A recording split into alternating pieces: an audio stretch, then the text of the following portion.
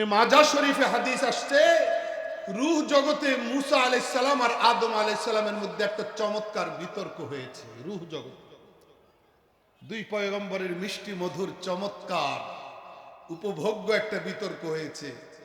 পরিচয় পর্ব কমপ্লিট হওয়ার পরে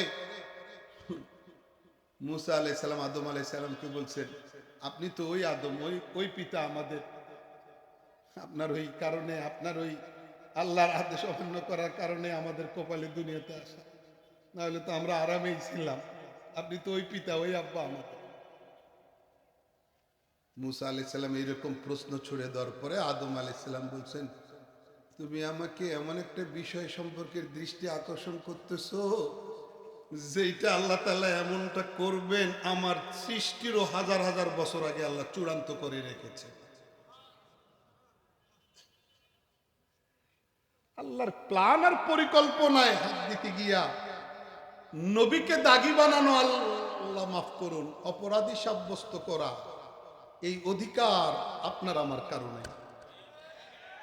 সূরা আনআমে আপনি যান, আল্লাহ তাআলা বলতেছেন আল্লাহু আ'লামু হাইসু ইয়াজআলু রিসালাতা। এতক্ষণ তো সূরা বাকারায় ছিলাম, এখন সূরা আনআমে আসলাম। যখন কোনো আয়াত আসতো, কোনো বিধান আসতো, কোনো নিদর্শন আসতো, তখন তারা কাফেররা, তৎকালীন বেঈমানরা এসে কইতো, রিসালাত আর পয়গম্বরি ওনার কাছে আসবে কেন? আমরা মানব না, আমরা মানব না। আমাদের কাছে এরকম ফেরেশতা আসতে হবে, জিবরিল আসতে হবে, ওহী আমাদের কাছেও নাজিল করতে হবে, আমরাও এই চেয়ার চাই, আমরাও এই কুরসি চাই। বুঝেন নাই? তখন আল্লাহ তাআলা বলছেন, এটা কি চাইলে পাওয়ার মতো জিনিস? আল্লাহু আ'লামু হাইসু ইয়াজআলু রিসালাতা।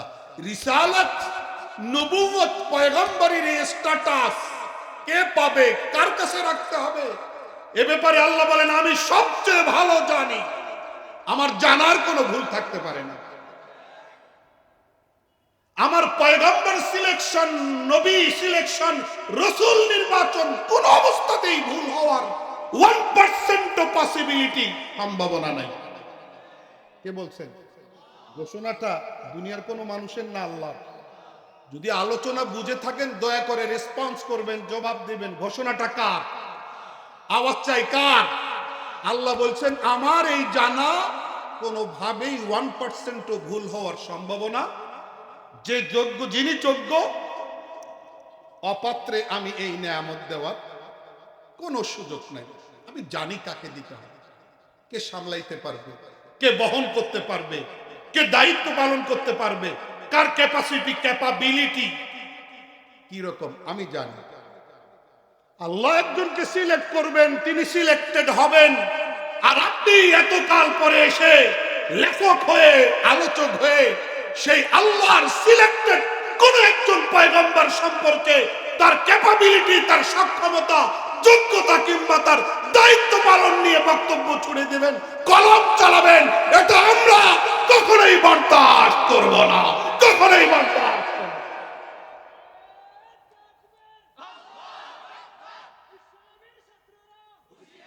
আল্লাহ আল্লাহ আমাদেরকে বুঝার তৌফিক দান করেন। বিষয়টা কি বুঝে আসতেছে? মুসা আলাইহিস সালাম, ওনার কাছে একজন দৌড়ে আসছে, আমারও মারতেছে। একজন পয়গম্বর কি বিপদগ্রস্ত মানুষকে উদ্ধার করার জন্য আগে আসবেন না? তো উনি যার বিরুদ্ধে ঘুষি দিয়ে দিচ্ছে। পরিস্থিতি শান্ত করার জন্য আপনি কি করেন? বুঝেন নেই? হাওয়া কাজাহু মুসা, মুসা আলাইহিস সালাম ঘুষি মেরে দিচ্ছে, মানে শাসন করছেন। কিন্তু ঘুষি তো আপনার আমার হাতের ঘুষি না, নবীর হাতের ঘুষি। স্পট ডেট, মারা গেছে।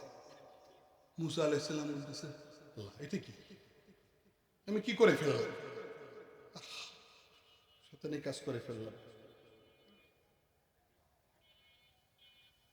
তিনি কি মারতে চাইছিলেন? কোরআন শরীফের এই সমস্ত জায়গাগুলো খুঁজে খুঁজে বের করে আঙ্গুল দেওয়া। ইউনূস আলাইহিস সালাম মাছের পেটে চলে গেছেন, অপরাধ না করলে কি মাছের পেটে যাইতেন? আস্তাগফিরুল্লাহ, লা হাওলা ওয়ালা কুওয়াতা ইল্লা বিল্লাহ। যখন হযরত ইব্রাহিম আলাইহিস সালামকে তার রব অনেকগুলো পরীক্ষার মুখোমুখি দাঁড় করিয়েছেন, ফাআতাম্মাহুন্না, আর ইব্রাহিম আলাইহিস সালাম সবগুলো পরীক্ষায় 100% নম্বর পেয়ে, পূর্ণ নম্বর পেয়ে উত্তীর্ণ হয়েছেন, 100% সফলতার সাথে উত্তীর্ণ হয়েছে। তো পরীক্ষায় এইরকম সফলতা অর্জন করার পরে আল্লাহ পুরস্কার ডিক্লেয়ার করছেন, পুরস্কার ঘোষণা করছেন। ক্বালা, আল্লাহ পুরস্কার ঘোষণা করতে গিয়ে বলছেন, ইন্নী জাইলুকা লিন্নাসি ইমামা,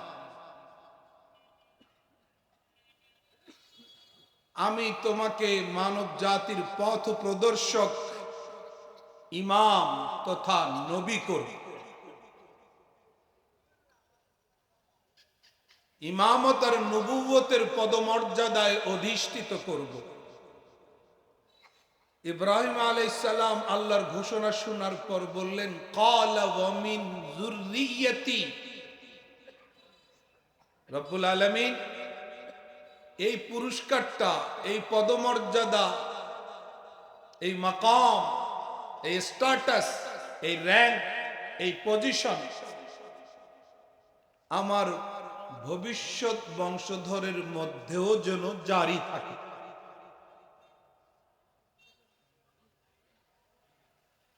তরজমা বুঝে আসছে? তখন আল্লাহ তাআলা জবাব দিচ্ছেন, ক্বালা লা ইয়ানালু আহদিজ জালিমিন, তোমার ভবিষ্যৎ বংশধরের মধ্যে এই পদমর্যাদা, এই নিয়ামত, এটা জারি থাকবে, তবে যারা জালিম, গুনাহগার, অপরাধী, তারা কখনোই আমার কাছ থেকে এমন পদমর্যাদা পাবে না। শেষ তরজমা। হযরত ইব্রাহিম আলা নবিয়িনা ওয়া আলাইহিস সালাতু ওয়াস সালাম, যাকে মহান রব্বুল আলামিন খলিলের পদমর্যাদায় আসীন করেছেন, অধিষ্ঠিত করেছেন, বন্ধু বানিয়েছেন, আমরা সবাই জানি। কুরবানির মৌসুমে এগুলো আমরা অনেকবার শুনি। যত রকম পরীক্ষা তিনি ফেস করেছেন, কোন একটা পরীক্ষায় তিনি ফেল করেননি।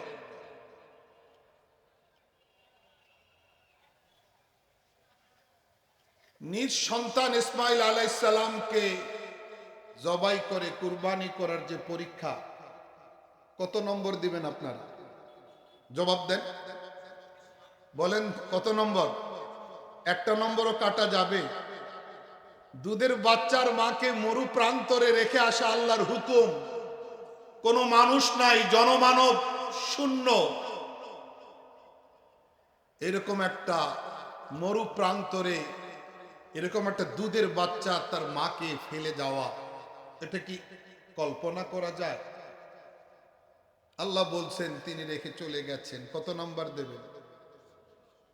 জোরে বলেন।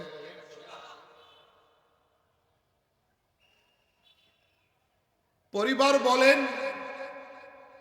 পরিবেশ বলেন, পরিস্থিতি বলেন, রাষ্ট্র বলেন, সব জায়গা থেকে আঘাত আসছে।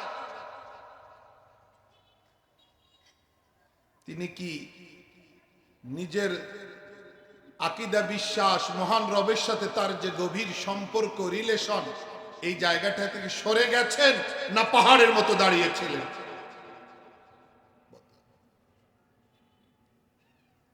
चमन का रंगो तूने बदला ए मौसमे खजा, चमन का रंगो तूने बदला ए मौसमे खजा, न हमने शाख गुल छोड़ी न हमने आशिया छोड़ा। কবি বলছেন যে হেমন্তকালে বাতাসে গাছের পাতাগুলো ঝরে যায়, আর এক সময় পাখিগুলো গাছের ঠালে যে বাসা বানায় সে বাসাগুলো পড়ে যায়। এরকম একটা পরিস্থিতিতে যখন পাতাগুলো ঝরে গেছে, পাখির তৈরি করা বাসাগুলো পড়ে গেছে, তখন পাখিগুলো হেমন্তকালকে ডাক দিয়ে বলছে, ও হে হেমন্তকাল, আল্লাহ হুকুম করেছে, তুমি বাতাস দিয়েছ, গাছগুলো পাতা শূন্য হয়েছে, আমাদের তৈরি করা বাসাগুলো থাকার জায়গাগুলো পড়ে গেছে। পরিস্থিতি আমরা দেখছি, কিন্তু মনে রেখো, গাছের সাথে আমাদের যে প্রেম, এই প্রেমে তুমি কোনো মতেই চির ধরাতে পারো না।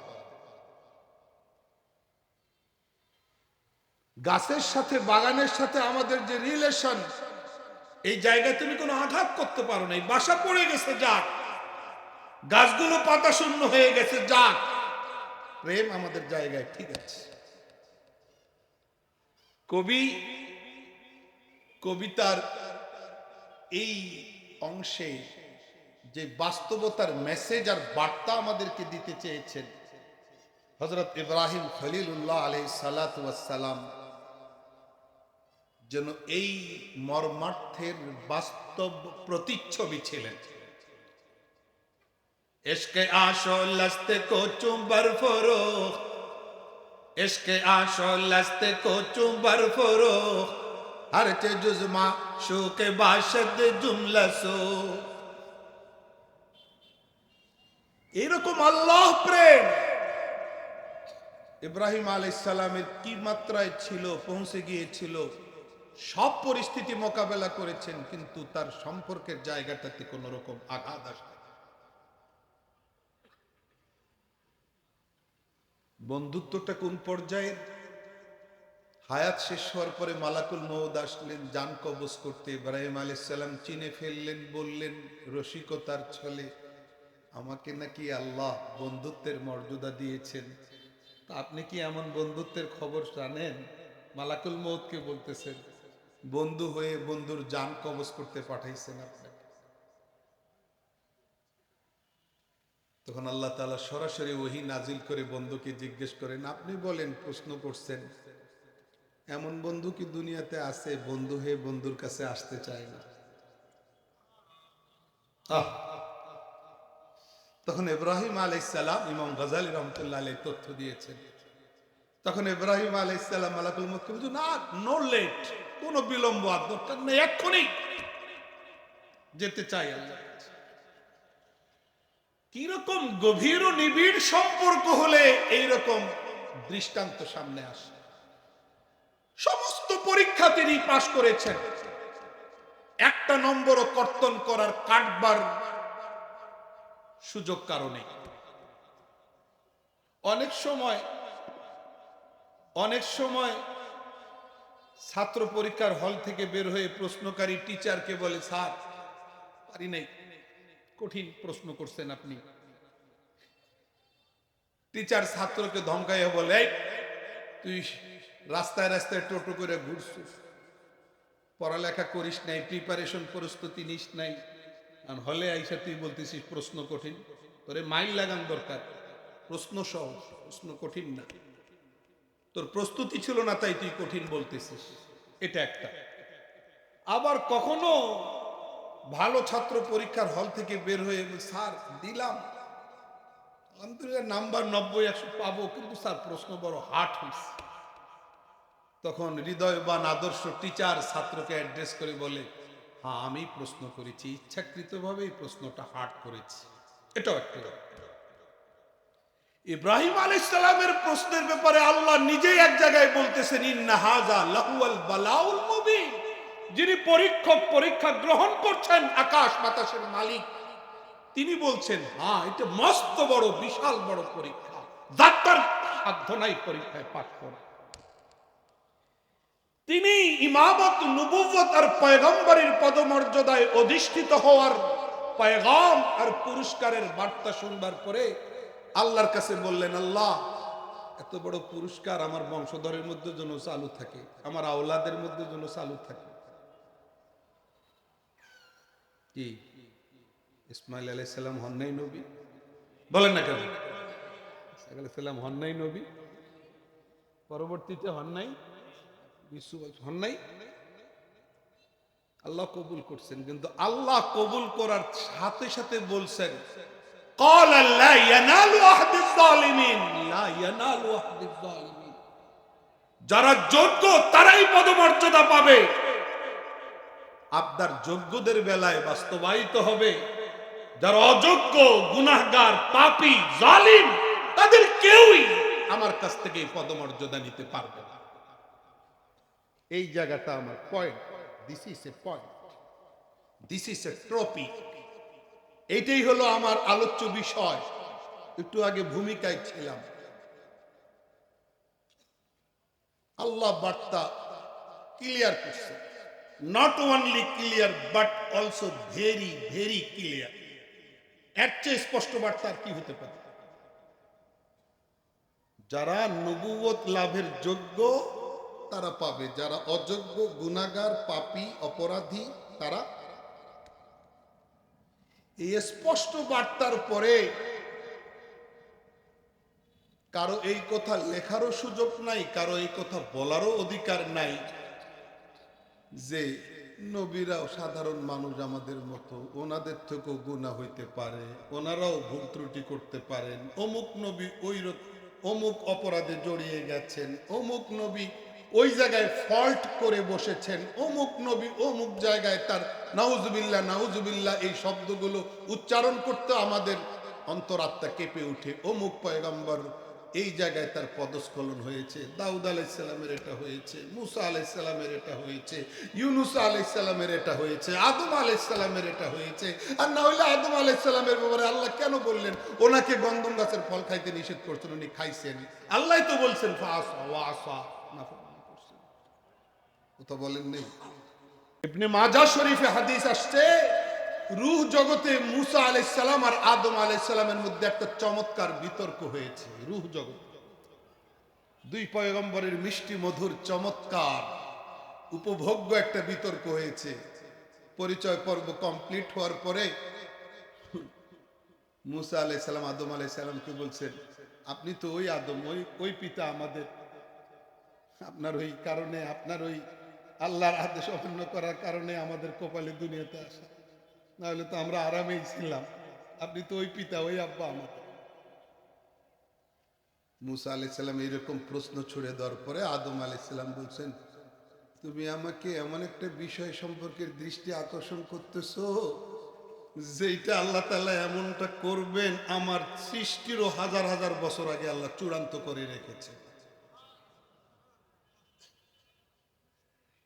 আল্লাহর প্ল্যান আর পরিকল্পনায় হাত দিতে গিয়া নবীকে দাগি বানানো, আল্লাহ মাফ করুন, অপরাধী সাব্যস্ত করা, এই অধিকার আপনার আমার কারণে। সূরা আনআমে আপনি যান, আল্লাহ তাআলা বলতেছেন আল্লাহু আ'লামু হাইসু ইয়াজআলু রিসালাতা। এতক্ষণ তো সূরা বাকারায় ছিলাম, এখন সূরা আনআমে আসলাম।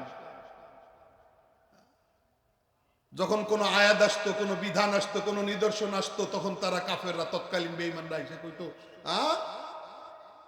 রিসালাত আর পয়গম্বরি ওনার কাছে আসবে কেন? আমরা মানব না, আমরা মানব না। আমাদের কাছে এরকম ফেরেশতা আসতে হবে, জিবরিল আসতে হবে, ওহী আমাদের কাছেও নাজিল করতে হবে, আমরাও এই চেয়ার চাই, আমরাও এই কুরসি চাই। বুঝেন নাই? তখন আল্লাহ তাআলা বলছেন, এটা কি চাইলে পাওয়ার মতো জিনিস? আল্লাহু আ'লামু হাইসু ইয়াজআলু রিসালাতা। রিসালাত, নবুয়ত, পয়গম্বরের স্ট্যাটাস কে পাবে, কার কাছে রাখতে হবে, এ ব্যাপারে আল্লাহ বলেন আমি সবচেয়ে ভালো জানি, আমার জানার কোনো ভুল থাকতে পারে না।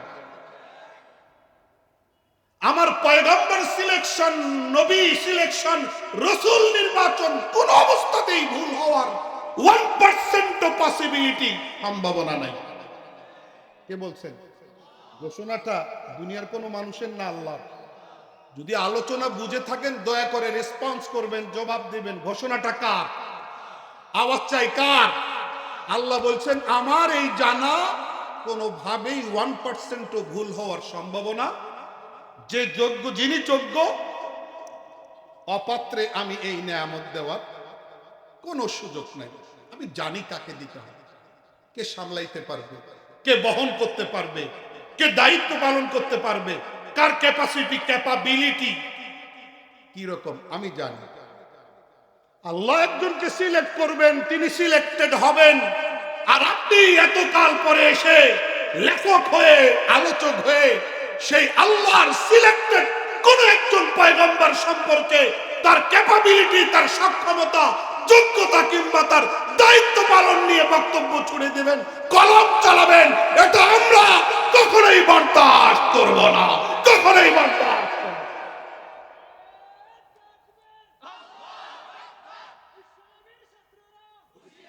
আল্লাহ আল্লাহ আমাদেরকে বুঝার তৌফিক দান করেন। বিষয়টা কি বুঝে আসতেছে?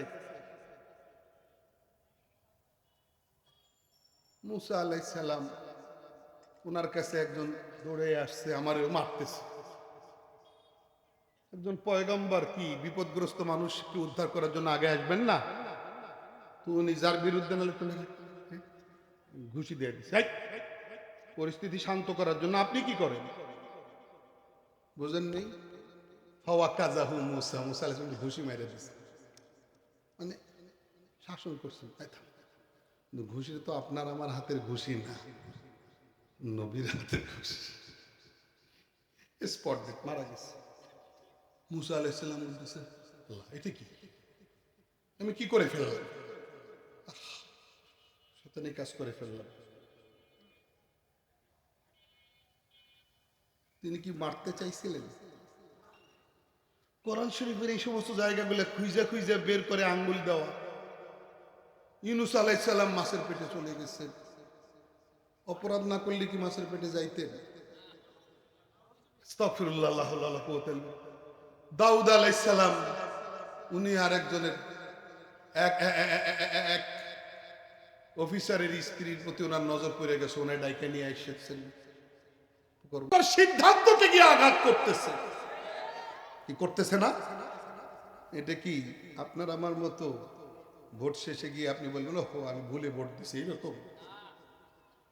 আল্লাহর নির্বাচনে ভুল হইতে পারে, আর কথা বলেন না কেন? অনেক সময় মা বাবা খুব আন্তরিক হয় ছেলে মেয়ের বিয়ে শাদীর বেলায়, মা বাবার আন্তরিকতা নিয়ে কোনো প্রশ্ন তোলার সুযোগ নাই।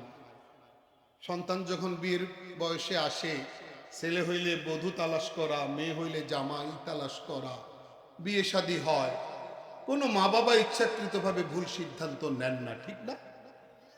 বারবার ইনকোয়ারি করেন।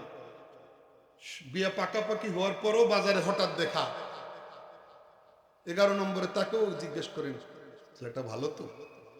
আন্তরিকতার কোনো ঘাটতি নেই। তারপরও হাজারে একটা দুইটা রেয়ার কেস, হাজারে একটা দুইটা এরকম অনাকাঙ্ক্ষিত ঘটনা পাওয়া যায় আমাদের সমাজে। বাবা মা আফসোস করে বলতে থাকেন আমি আমার সন্তানের জন্য পারফেক্ট সিদ্ধান্তটা নেইনি, ভুল করছি। পাওয়া যায় না? তাহলে মা বাবার আন্তরিকতা নিয়ে কোনো প্রশ্ন তোলার সুযোগ নাই, তারপরও ভবিষ্যৎ জানেন না বলেই একটা দুইটা কেস, একটা দুইটা ঘটনা এইরকমও পাওয়া। আল্লাহর ক্ষেত্রে কি এইরকম যে ভবিষ্যতে কে কখন কি করবে আল্লাহর কোনো খবর নেই? আর কথা বলেন না কেন? বিষয়টা কি এরকম? তাহলে কোন নবী, কোন পয়গম্বরে খোদা কে অপরাধী বানানো বর্ণনায়, আলোচনায়, উপস্থাপনায়, লেখনীতে তার অর্থ হইল আল্লাহ ওনাকে নবী বানানোর সিদ্ধান্ত গ্রহণ করতে গিয়ে ভুল করছে। এটা তো হওয়ার সম্ভাবনাই নেই। বিষয়টাকে আপনি আমি অনেক শ্রোতা, সম্মানিত শ্রোতা, যতটা হালকা করে দেখি, আসলে বিষয়টা ততটা হালকা না। বিষয়টা স্পর্শকাতর, ভেরি সেন্সিটিভ, কোন নাজুক মাসআলা। অনেকের প্রশ্ন, আপনারা এইসব বিষয় নিয়ে এত কঠোর কেন, এরকম একটা প্রশ্ন করে। আমি মনে করি এখানেও কারো থাকতে পারে, আছে না? এত কঠোর কেন? নামাজের বয়ান করেন না, রোজার বয়ান করেন, রজব মাস শুরু হয়েছে, শাবান শেষ হলে রমজান আসবে, এগুলোর বয়ান করেন, এই বিষয়টা নিয়ে এত টানাটানি কেন? এটা তো প্রশ্ন, কৌতূহল। আমি একটা ছোট্ট ঘটনা বলি, দেখি আপনার এই কৌতূহলটা যায় কি যায় না। আমার আপনার এই কৌতূহল সরাইবার জন্য, আপনার প্রশ্নের সুনির্দিষ্ট জবাব দেওয়ার জন্য আমি মনে করি আমার দরকার নেই। ঘটনাটা শুনলেই দেখেন তো আপনার সেই লুকিয়ে থাকা কৌতূহল বা প্রশ্নটা যায় কিনা। বুখারী শরীফের হাদিস, একাধিক জায়গায় আসছে। হযরত রাসূল আকরাম সাল্লাল্লাহু আলাইহি সাল্লাম ইতিকাফে বসা। ইতিকাফ বুঝি তো? হ্যাঁ, ইতিকাফে বসা। দিনের বেলায় আম্মা জান আসতেন, আম্মা জানের নাম সফিয়া রাদিয়াল্লাহু আনহা। স্বামী ইতিকাফে গেলে পারিবারিক প্রয়োজনে, স্ত্রী একান্ত কোনো প্রয়োজন সামনে আসলে স্বামীর সঙ্গে দেখা করতে পারবে কিনা, সাংসারিক কোনো আলাপ করতে পারবে কিনা আয়েশা, এই বিষয়টার বৈধতা প্রমাণ করবার জন্য ইমাম বুখারী আলাইহির রহমে এক জায়গায় এইরকম শিরোনাম দিয়ে নিয়ে আসছে, হযরত রাসূল আকরাম সাল্লাল্লাহু আলাইহি সাল্লাম ইতিকাফ দেখা করতে আসছে। স্বামী স্ত্রী, হাজবেন্ড ওয়াইফ কথা বলছে। স্বামী স্ত্রীর কথা চলাকালীন দূরের থেকে দুইজন সাহাবী আসতেছিলেন। নবীজি সাল্লাল্লাহু আলাইহি সাল্লাম ওই দুইজনকে ফলো করছেন, ভাবছেন যে আমার কাছে আসতেছে। হঠাৎ দেখতে দেখতে আল্লাহ রাসূল সাল্লাল্লাহু আলাইহি সাল্লাম দেখলেন যে ওই দুইজন রাস্তা বদলায় আরেক দিকে হাঁটা শুরু করছে। কাছাকাছি পৌঁছে আরেক দিকে হাঁটা শুরু করছে। তো নবী আলাইহিস সালাম শঙ্কিত হয়ে গেলেন, চিন্তায় পড়ে গেলেন, কি রে, আমি তো ভাবলাম আমার কাছে আসতেছে, আমার দিকে আসতেছে, হঠাৎ রাস্তা বদলাইলো কাছে আইসা। ইবলিস কি কোনো ভিতরে কিছু একটা ঢুকাই দিল নাকি? আমি কথা বলতেছি, একজন কোনো একটা সমস্যা তৈরি করে বসলো নাকি? বুঝেন না ঘটনা? যদি এরকম কোনো সমস্যা তৈরি করে বসে ইবলিস, ইবলিসের কাজেই তো এটা। আমি কার সাথে কথা বলতেছি? আমি তো আর সাধারণ কেউ না, আমি তো আল্লাহ আমাকে রিসালাতের পয়গম্বরীর মর্যাদা দিয়েছেন। আমার সম্পর্কে তারা যদি কোনো নেগেটিভ আলতু ফালতু ধারণা কইরা, কার সাথে কথা কইছে, কোনো বেগানা নারীর সাথে, এইরকম ভাবসাব নিয়ে যদি রাস্তা বদলায়, তাহলে তো ঈমান থাকবে। এটা তো মারাত্মক ব্যাপার, সর্বনাশ। রাসূল আকরাম সাল্লাল্লাহু আলাইহি ওয়াসাল্লাম, হযরত নবী আকরাম সাল্লাল্লাহু আলাইহি ওয়াসাল্লাম এই শঙ্কায় শঙ্কিত হইয়া ওই দুইজন সাহাবীকে নাম ধইরা আওয়াজ করে ডাকছেন, জোর আওয়াজে, এই এই, আমরা যেরকম ডাকি, দৃষ্টি আকর্ষণ করি, জোর আওয়াজে ডাকছেন। আল্লাহ রাসূলের ডাক তাদের কানে গেছে। তারা দুইজন আবার এসে সামনে দাঁড়াইছেন। এই সিচুয়েশনে, এইরকম পরিস্থিতিতে আপনি আমি হইলে তো প্রথমেই জিজ্ঞেস করতাম, কি ব্যাপার? ভাবলাম আসতেছো আমার কাছে, আরেক দিকে যাচ্ছ কেন? নবী আলাইহিস সালাম কোনো প্রশ্ন করেন নাই। তারা দুই সাহাবী দুইজন সামনে এসে দাঁড়ানোর পরে কোনো প্রশ্ন ছাড়াই, ভূমিকা ছাড়াই আম্মা জান সফিয়া রাদিয়াল্লাহু আনহার দিকে আঙ্গুল তুলে বলছেন, ইন্নাহা সফিয়া। আমি যার সাথে কথা বলছি অন্য কেউ না, সফিয়া আমার স্ত্রী, তোমার মা, তোমাদের মা। নবীর স্ত্রী আমাদের কি লাগে? জবাব দিলেন না। নবীর স্ত্রী আমাদের কি লাগে? সবাই বলেন। প্রমাণ সূরা আহজাব প্রথম পৃষ্ঠা, আন-নাবিয়্যু আওলা বিল মুমিনিনা মিন আনফুসিহিম ওয়া আজওয়াজুহু উম্মাহাতুহুম। নবী তো মুসলমানদের কাছে তাদের নিজেদের চেয়েও আরো নিকটতম।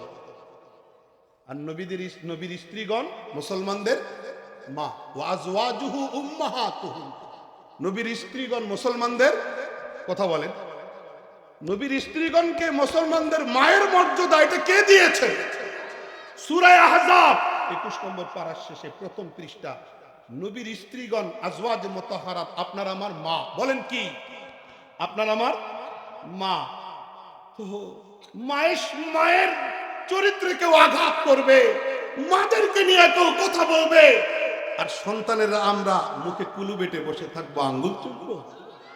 প্রশ্নই আসে না। যারা আল্লাহর রাসূলের বহু বিবাহ নিয়ে কলম চালায়, যারা আম্মা জান আয়েশাকে কেন বিয়ে করলেন অল্প বয়সে, এই স্পর্শকাতর বিষয় নিয়ে কলম চালায়, যারা সফিয়া রাদিয়াল্লাহু আনহার বৈবাহিক সম্পর্ক নিয়ে কলম চালায়, যারা যায়েনব বিনতে জাহাশ রাদিয়াল্লাহু আনহাকে কেন তিনি বিয়ে করলেন এ ব্যাপারে কলম চালায়, তাদেরকে আমরা ছাড়ব না।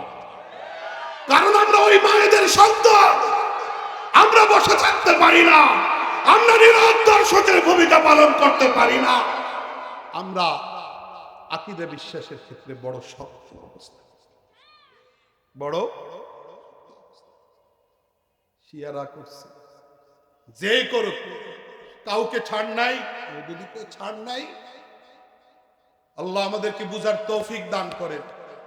দুই সাহাবীকে বললেন, ইন্নাহা সফিয়া, আমি আমার স্ত্রী সফিয়ার সঙ্গে কথা বলছি। দুই সাহাবী সাথে সাথে ফাকালা সুবহানাল্লাহ, একসাথে জোরে সুবহানাল্লাহ। এখানে জোরে সুবহানাল্লাহ বলার অর্থ বয়ান করছেন মুহাদ্দিসিনে কেরাম, হাদিসের ব্যাখ্যাদাতাগণ বলছেন এখানে জোরে সুবহানাল্লাহ বলার অর্থ তারা আল্লাহ রাসূল সাল্লাল্লাহু আলাইহি সাল্লামকে মেসেজ দিতে চাচ্ছেন। আরবি ভাষায় আরবের লোকেরা আশ্চর্য প্রকাশ করবার জন্য আশ্চর্যান্বিত হয়ে সুবহানাল্লাহ বলে জোরে আওয়াজ। তো তারা মেসেজ দিতে চাইছেন আল্লাহ রসুলকে, ইয়া রাসূলুল্লাহ, কেন আপনি এই পরিচয় দিতে যাচ্ছেন? কেন আপনার স্ত্রীর কথা বলার কোনো দরকার নেই তো। কোথায় আপনি আল্লাহর রসুল? আমরা কি আপনার ব্যাপারে কোনো কিছু কল্পনা করতে পারি? কেন এটা বলার দরকার? কোনোই দরকার নেই এটা খোলাসা করার। এটা হলো জোরে সুবহানাল্লাহ বলার তাৎপর্য।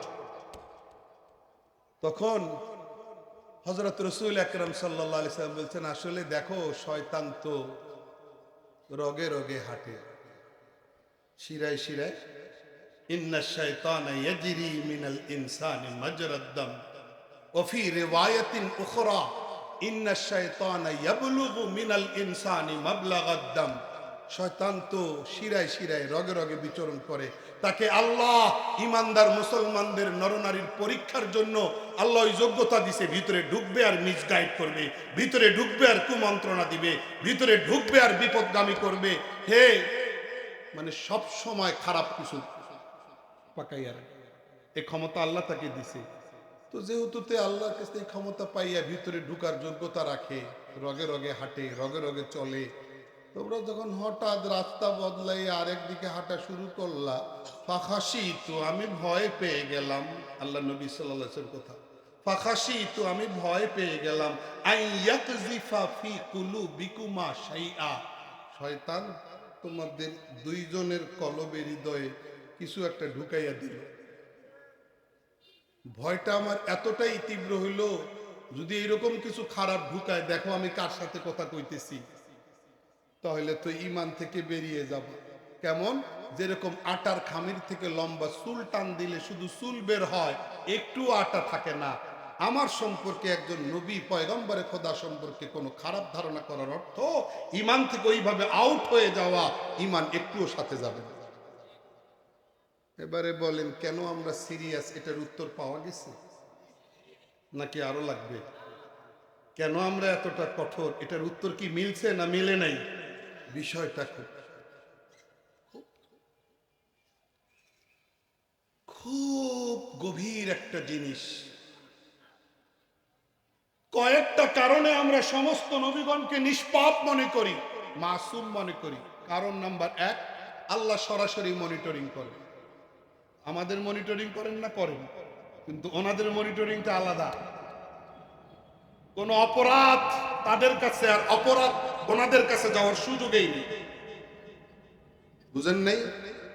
দুই নম্বর, নবীদের দেহে যে মাটির উপাদান আছে, এই মাটির উপাদানের বেশিরভাগটাই জান্নাত থেকে নেওয়া। কোত্থেকে নেওয়া? তিন নম্বর, ওনাদের মেন্টালিটি, মানসিকতাটা আল্লাহ এইভাবে সেট আপ করছেন, দুনিয়া উল্টে যাইতে পারে, পাহাড় তার জায়গা থেকে সইরা যাইতে পারে, সমুদ্র শুকে যেতে পারে, সম্ভব। কিন্তু কোন একজন নবী পয়গম্বরে খোদা রসুল আল্লাহর মর্জির বাইরে যাইতে পারে। কথা বুঝছেন না বুঝেন নাই? হ্যাঁ, ইউসুফ আলাইহিস সালামকে জুলাইখা ঘরে আটকাইছিলেন কিনা? প্ল্যান ভালো ছিল না খারাপ ছিল? একটা কামরা না একাধিক কামরা? ইউসুফ আলাইহিস সালাম কি স্টে করছেন না দৌড় দিচ্ছেন? দরজা খুলছে কি খুলে নাই? জুলাইখা পিছন থেকে কাপড় টানছেন কি টানে নাই? কাপড় পিছন থেকে, পাঞ্জাবি পিছন থেকে ছিঁড়ছে কি ছিঁড়ে নাই? শেষে যখন স্বামীর সামনে দনুজন, সর্বশেষ কামরার দরজা খোলার পরে স্বামীর সামনে দেখে জুলাইখা কয়, মা জাযাউ মান আরাদা বিআহলিকা সুআন ইল্লা আন ইউসজানা আও আযাবুন আলীম। হ্যাঁ, ওই ব্যক্তির কি শাস্তি দিবা? তাড়াতাড়ি দাও। বুঝেন না? যে ব্যক্তি তোমার স্ত্রীর সঙ্গে, তোমার ফ্যামিলির সঙ্গে খারাপ পরিকল্পনা করে, খারাপ কাজের নিয়ত করে, কি শাস্তি দিবা? দাও। জেলে দিবা না অন্য কোনো পানিশমেন্ট দিবা, তাড়াতাড়ি করো। দেখছো আমরা কত রকম ডিস্টার্ব করতেছি। 180 ডিগ্রি অ্যাঙ্গেলে উল্টাইয়া প্লাং সব জুলাই খাত চাপাই দিল।